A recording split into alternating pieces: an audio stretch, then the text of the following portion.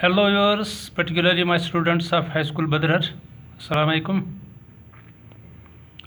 Once again welcome to mathematics class for 10th standard.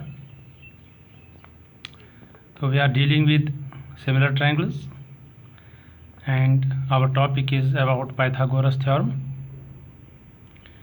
And in today's session we are going to solve some questions from exercise 6.5 of the textbook.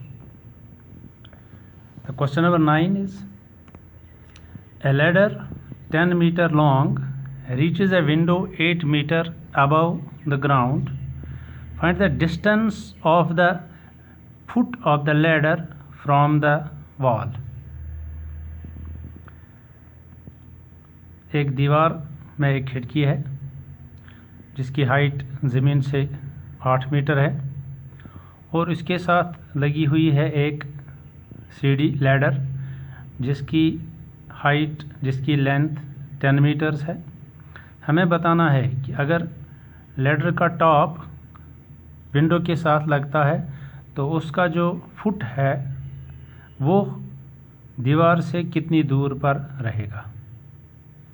इसके लिए यहाँ figure हमने बनाई है। मान लीजिए ये पी क्यू जो है ये दीवार है और यहाँ पी के पास एक विंडो है, तो P Q is the height of window which is 8 metres. और ये जो पी आर जो है ये हमने सीढ़ी लगाई है, लैडर है जिसकी लेंथ 10 मीटर है।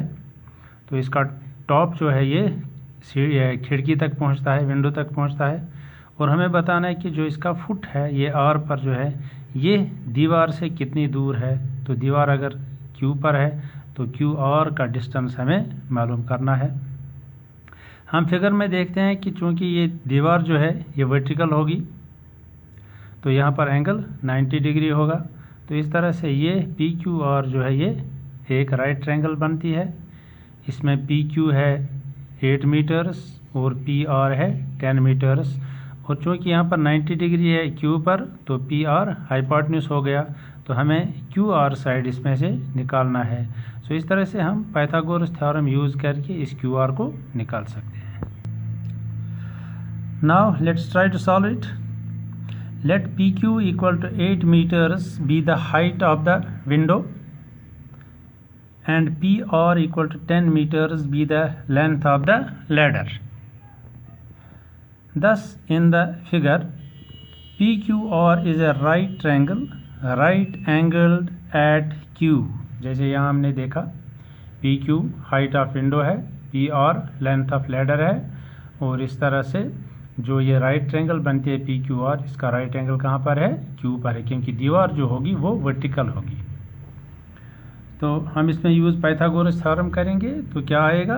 P Q square plus Q R square equal to P R square, क्योंकि पी आर क्या है? हाइपोटेन्यूज है। तो इसी को हम यूज़ करेंगे। अब पी क्यू जो है हमारे पास ये 8 है तो 8 स्क्वायर बनेगा। क्यू आर स्क्वायर ऐसे ही रहने देते हैं। पी आर 10 है तो इसको 10 से 10 स्क्वायर बनेगा पी आर स्क्वायर के बदले। 8 स्क्वायर 64 आ जाएगा और 10 स्क्वायर 100 आ जाएगा। अब 64 को भी राइट साइड में ले जाते हैं तो यहाँ रहेगा Q R square equal to 100 minus 64। अब 100 में से 64 को सब्ट्रैक्ट करेंगे तो वहाँ 36 आ जाएगा। सो इस तरह से Q R square is equal to 36। अब 36 6 का स्क्वायर है, इसके बदले हम लिखेंगे 6 square. So Q R square is equal to 6 square. दोनों साइड से स्क्वायर्स को कैंसिल करेंगे तो क्या आएगा? Q R is equal to 6। चूँकि क्यू आर जो है यही है जो दीवार है, दीवार से फुट ऑफ लैडर तक का डिस्टेंस। तो इस तरह से हम लिखेंगे hence distance of the foot of the ladder from the wall is 6 metres. तो इस तरह से दीवार से जो सीढ़ी का फुट है तो वो 6 मीटर की दूरी पर है। चलिए अब एक्सरसाइज 6.5 का क्वेश्चन नंबर 10 देखते हैं। क्वेश्चन है a guy wire attached to a vertical pole of height 18 meters is 24 meters long and has a stake attached to the other end. How far from the base of the pole should the stake be driven so that the wire will be taut. तो ये एक vertical pole है जिसके साथ एक गाय wire लगी हुई है। जैसा कि आपने देखा होगा बिजली के जो पोल होते हैं उनको सीधा रखने के लिए एक वायर लगाई जाती है ऊपर और उसको ज़मीन में किसी चीज़ ज़मीन के साथ बांध दिया जाता है या किसी और चीज़ के साथ बांध दिया जाता है। तो इसी तरह से इस पोल के ऊपर एक गाय वायर है और गाय वायर की लेंथ जो है वो 24 मीटर्स है और जो पोल है वर्टिकल पोल इसकी हाइट 18 मीटर्स है। तो ये जो गाय वायर है इसको दूसरे एंड पर जो फ्री एंड है नीचे उसके साथ एक स्टेक लगा हुआ है। स्टेक क्या होता है? एक कील जैसा जिसको हम ज़मीन में ठोक देते हैं। तो हमें बताना है कि इस स्टेक को इस पोल से दूर कितनी दूर पर फिट किया जाए ताकि ये जो गाय वायर है ये टॉट हो जाए, यानी कि पूरी तरह से टाइट हो जाए, स्ट्रेट हो जाए। तो ये देखिए यहाँ फिगर है हमने बनाई। तो इसमें ए बी जो है ये वर्टिकल पोल है, इसकी हाइट कितनी है 18 मीटर्स और ये गाय वायर है ए सी, तो इसकी लेंथ 24 मीटर्स है। अगर हम इसको सी के ऊपर सी पॉइंट पर फिट करते हैं तो बी सी को हमें निकालना है, जो फुट ऑफ द पोल है, base of the vertical pole है, उससे ये पॉइंट कितनी दूर है जहाँ पर इस गाय वायर को हम फिट करते हैं, बांधते हैं, बी से हमें निकालना पड़ेगा। तो चूँकि वोल जो ये पोल जो है ये वर्टिकल है तो यहाँ पर एंगल होगा 90 डिग्री ज़मीन के साथ। तो हमें इस तरह से ये एक राइट ट्रायंगल यहाँ बनती है ए बी सी, जिसका राइट एंगल 98 डिग्री कहाँ पर है? बी पर है। तो अगर बी पर 90 डिग्री है तो ए सी बनता है हाइपोटेन्यूज। तो इसमें हम यूज़ करेंगे पाइथागोरस थ्योरम। तो पाइथागोरस थ्योरम के हिसाब से क्या होगा? A B square plus B C square equal to A C square, क्योंकि ए सी जो है ये हाइपोटेन्यूज है। हाइपोटेन्यूज का स्क्वायर बाकी दो स्क्वायर साइड्स के स्क्वायर्स के सम के बराबर होता है अकॉर्डिंग टू पाइथागोरस थ्योरम। तो चलिए अब देखते हैं।